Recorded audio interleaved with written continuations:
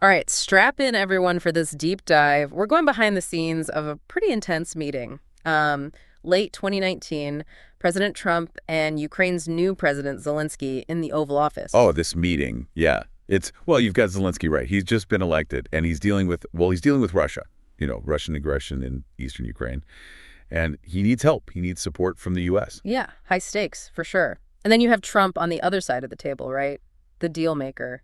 The guy who, well, sees everything as a transaction. It's fascinating, really. You see it right away in the conversation. Trump brings up deals constantly. It's like his go-to framework for everything, foreign policy included. So it's not just about America's allies, it's about what's in it for us. Exactly. You hear him, well, he complains that Europe isn't doing enough for NATO, says Ukraine isn't grateful enough for U.S. aid. It's this transactional diplomacy, not the, I guess you'd say, not the traditional alliances. And that's where that line comes in, right? The one everyone remembers. Obama gave you sheets and I gave you javelins.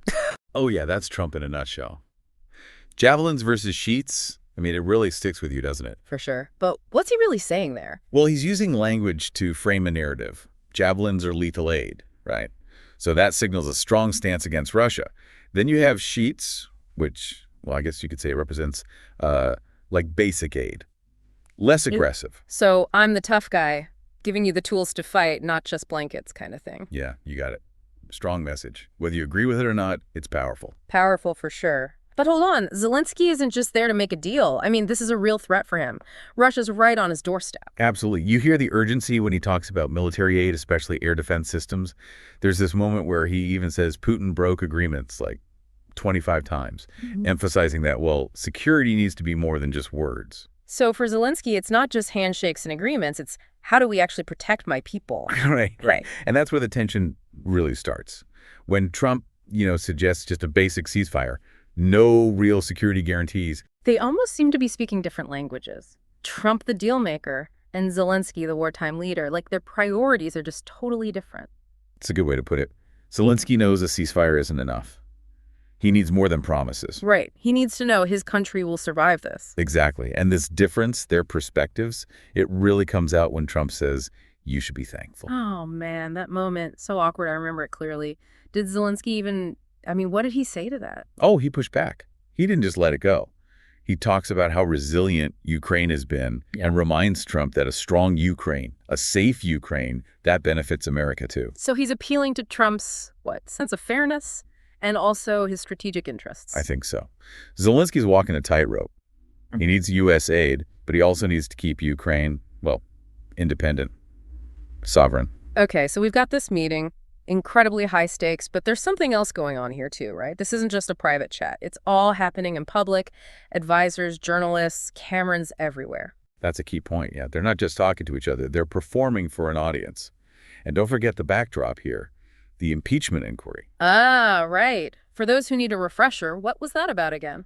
Basically, Congress was investigating, was Trump pressuring Ukraine? Was he pressuring them to investigate his political rivals, Biden specifically, and his son, Hunter? Because of Hunter's business in Ukraine, right? That whole controversy. Exactly. So this meeting, it adds another layer, doesn't it? Because now you have to ask, was Trump acting in America's best interests or his own?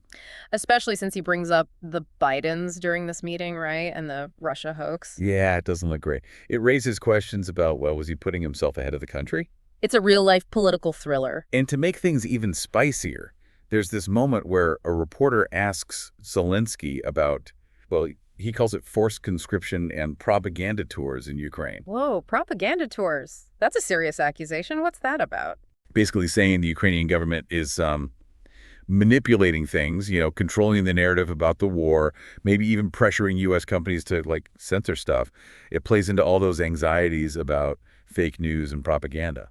Okay, so Zelensky's getting grilled on that. How does he respond? He doesn't back down, that's for sure. He answers the reporter, defends Ukraine's position, reminds everyone about the threats they're facing from Russia. It's like this whole meeting, this whole conversation, it just throws a spotlight on how complicated things are, the whole information landscape around this conflict. Absolutely. It's a huge reminder that we can't just take things at face value. We have to be critical, especially when it comes to something as messy as war.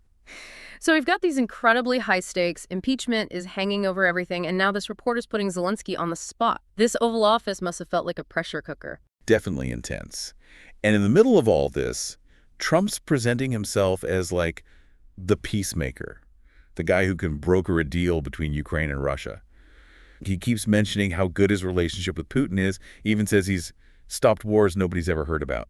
That's an interesting claim. Makes you wonder what was really going on behind the scenes. Tastes classic Trump, isn't it? This unconventional diplomacy. But it does make you wonder, was it effective? And how transparent was it really? Speaking of transparent, we talked about how public this meeting was, right? With all the cameras and everything. How do you think that affected things? I mean, did it change how they interacted? Oh, I think so. It adds another layer of complexity. They both know they're speaking to, well, multiple audiences. Their advisors, the journalists, and then the public watching through the media. So every word they say is what? Calculated. It's not just about talking to each other, it's about image, right? It's like a high-stakes chess game. And the stakes are, well, the fate of nations. It is. And remember, this was a really crucial moment for the U.S. and Ukraine. The Trump administration was holding back military aid. And that was, well, that was the center of the impeachment inquiry. So this meeting, it wasn't just talk. It was about real, tangible support that Ukraine desperately needed. Absolutely. It adds to the tension, the urgency of the situation. And there's this contrast, right, between how Zelensky and Trump present themselves. Zelensky seems so earnest, almost pleading at times. And then Trump, he's so, I don't know, brash and in control. That's a good observation, yeah. Yeah, right. Striking, that difference. Zelensky, he's facing, well, an existential threat. He needs those weapons, those guarantees. And Trump, he seems more focused on, I guess, projecting strength, taking credit for the deals. Like they're speaking different languages again. Zelensky's talking about survival, and Trump's talking about power, leverage. It's a fascinating dynamic, even though it is kind of unsettling.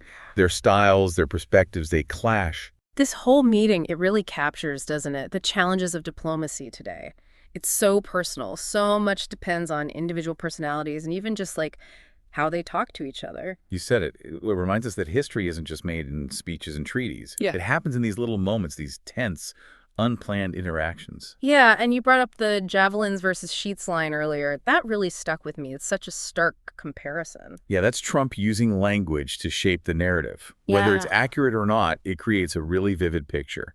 Strength, decisiveness, that's the message. And it works, right? Even if you disagree with the idea, the image stays with you. Exactly. It's about shaping perception, controlling the story. And that's a big takeaway from this. Words matter. How we frame things, how we communicate, it has a huge impact. It makes you realize, wow, there's so much writing on these conversations. Every word, every gesture can have these huge consequences. Absolutely. This meeting, it reminds us that diplomacy is this balancing act. Competing interests, personalities, it's a delicate dance. So we've listened to this conversation, we've analyzed it. What should we be thinking about? What are the big takeaways here? I think we need to consider what this meeting means in the long run. For the U.S. and Ukraine, did Trump's approach help or hurt the situation? And how did this all fit into his broader foreign policy? Good questions. Yeah. And what about Zelensky? How did he handle this? What does this tell us about him as a leader? I think Zelensky did remarkably well, considering the pressure he was under. From Russia, from American politics, he still managed to get his point across. He definitely stood up for his country, even when he was facing someone as powerful as Trump. That's for sure. I think that says a lot about him, his commitment to Ukraine. So we've got this fascinating look into how diplomacy really works. The power of language, the clash of personalities, all playing out on the world stage. It reminds us that history is made not just in the big moments, but in these tense, unscripted exchanges. This one's going to stay with me for a while. It's been an eye-opener, this deep dive. It makes you realize, even with all the chaos in the world, the choices we make, they matter. They do. And maybe the next time we're in a conversation, especially when we disagree with someone, maybe we can think back to this meeting and try to understand where they're coming from a little better. I love that. That's a great point. Well, thanks for joining me on this deep dive. It's been a wild ride. Wow, a propaganda tour accusation? That seems like a pretty serious claim. What exactly is that referring to? It's a loaded accusation that plays into existing concerns about misinformation and propaganda in the digital age. The reporter is suggesting that the Ukrainian government is manipulating the narrative of the war. So basically trying to control how people see the conflict. Yeah, possibly even pressuring American companies to censor opposing viewpoints. And how does Zelensky respond to this? He doesn't shy away from the challenge.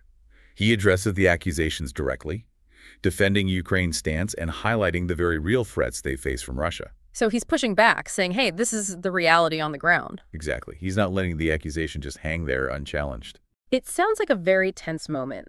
This meeting really seems to highlight the complex information landscape surrounding the conflict in Ukraine. Absolutely. It's a reminder that we need to be critical consumers of information, especially when it comes to issues as complex and contested as war and international relations. Yeah, you can't just take everything you hear at face value. Got to look at things from different angles. Right, exactly. Especially in today's world where information spreads so quickly and it's not always easy to tell what's true and what's not. So we have these high stakes, the impeachment inquiry looming in the background, and now a reporter challenging Zelensky directly. It's like a pressure cooker in that Oval Office. It certainly creates a charged atmosphere. Yeah. And amidst all this, you have Trump positioning himself as a potential mediator, someone who can broker a peace deal between Ukraine and Russia. He repeatedly mentions his good relationship with Putin and even claims to have stopped wars that nobody ever heard about. Okay, hold on. Stopped wars nobody's ever heard about. That's a pretty bold claim. It is, and it raises questions, right? What wars is he referring to? How did he stop them? There's not a lot of clarity there.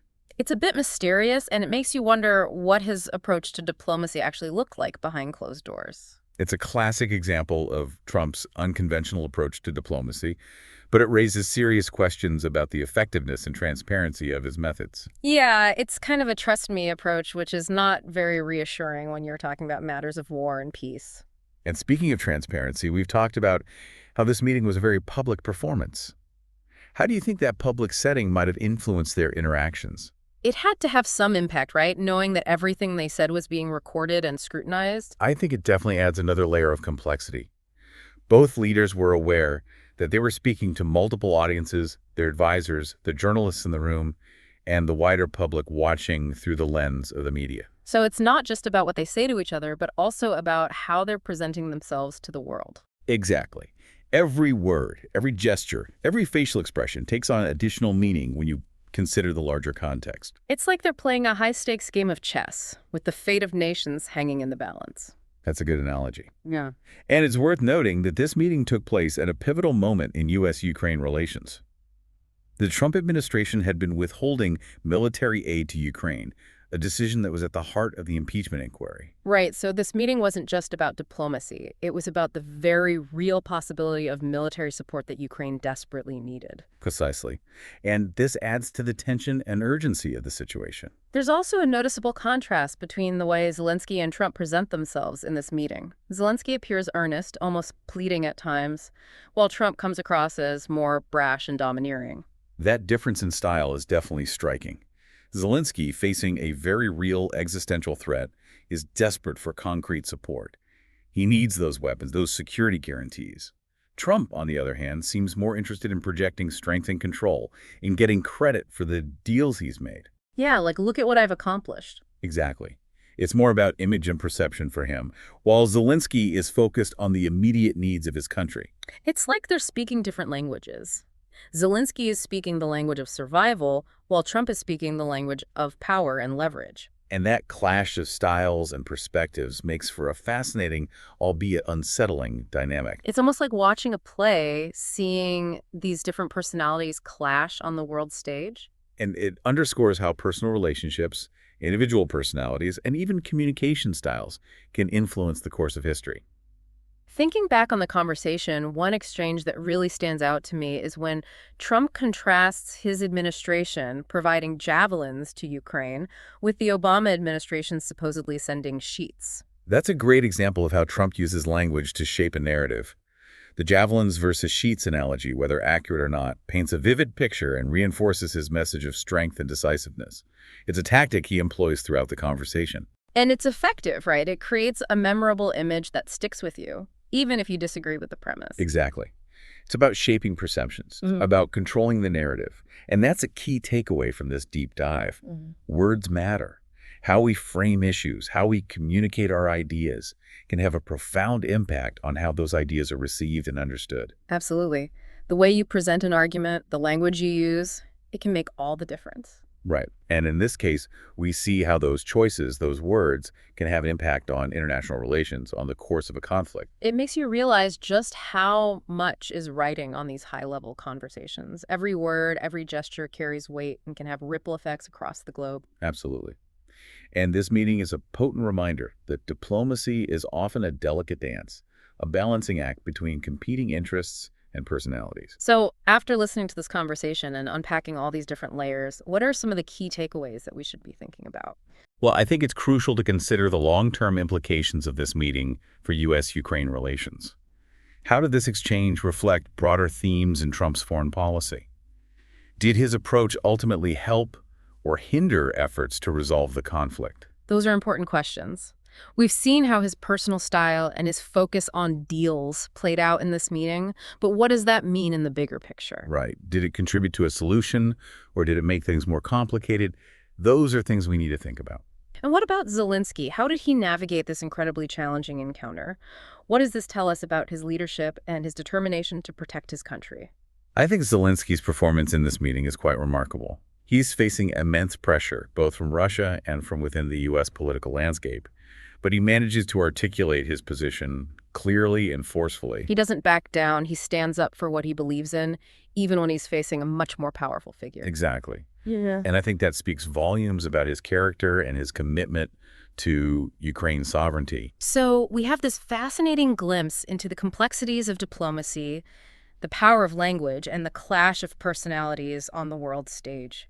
It's a reminder that history is made not just in grand pronouncements, but also in these tense, unscripted moments of human interaction. It's like we're peeking behind the curtain and seeing how the world really works. Sometimes it's messy, sometimes it's uncomfortable, but it's always fascinating. It really is, isn't it? Like we're getting this, I don't know, this raw, unfiltered view of things. And throughout this whole meeting, I keep coming back to the tone. It felt, well, tense. Like there was this underlying clash, not just of ideas, but almost like a culture clash. Yeah, I think that's spot on. It wasn't just disagreeing on policy. It was deeper than that. It was a clash of, I guess you'd say, worldviews, how they see things, how they communicate. Right. Like Trump, he comes from, well, business, reality TV. So it makes sense he approaches it like a negotiation, right? He wants to win. But Zelensky, he's a wartime leader. And he comes across as, I don't know, desperate in a way. He's emphasizing the human cost, the real suffering. That's it, exactly. They're on totally different wavelengths. Trump's talking deal-making, Zelensky's talking survival, and you see it in their language, too. We've talked about the javelins versus sheets thing, but there are so many other examples. Oh, yeah, for sure. Like when Trump's always saying, make a deal, get a good deal, and Zelensky's focused on security guarantees, protection, totally different priorities. They're playing different games. That's a good way to put it. And maybe that's part of why they kept misunderstanding each other or getting frustrated. Maybe. It's like they're both speaking English, but they're not really communicating. And that's a really important point. It's not just about the words themselves. It's the meaning behind them, right? How they're interpreting each other. So taking a step back, thinking about everything we've discussed, what do you think are the biggest things we should remember about this meeting? What's the lasting impact, do you think? Well, for me, it shows how complex diplomacy is, especially today. Personal relationships, how people communicate, cultural differences, they all play a huge role. And it's a reminder that these world leaders, they're human with their own biases and motivations. It's not just about policy, it's personal. Exactly. This meeting, it wasn't just a boring policy discussion, it was a human drama. And if we want to understand global politics, we have to remember that human element. Absolutely. History isn't just made in speeches or treaties. It's made in these moments, these raw, unscripted exchanges. I think you've hit the nail on the head. It's been amazing, this deep dive. And it's given me a lot to think about. It makes you realize that even in the middle of all the global chaos, individual choices, they really do matter. They do. And maybe next time we have a conversation, especially with someone we disagree with, we can remember this meeting and try to see things from their perspective a little bit. That's a great takeaway. Thanks for joining me on this deep dive. It's been eye-opening, to say the least.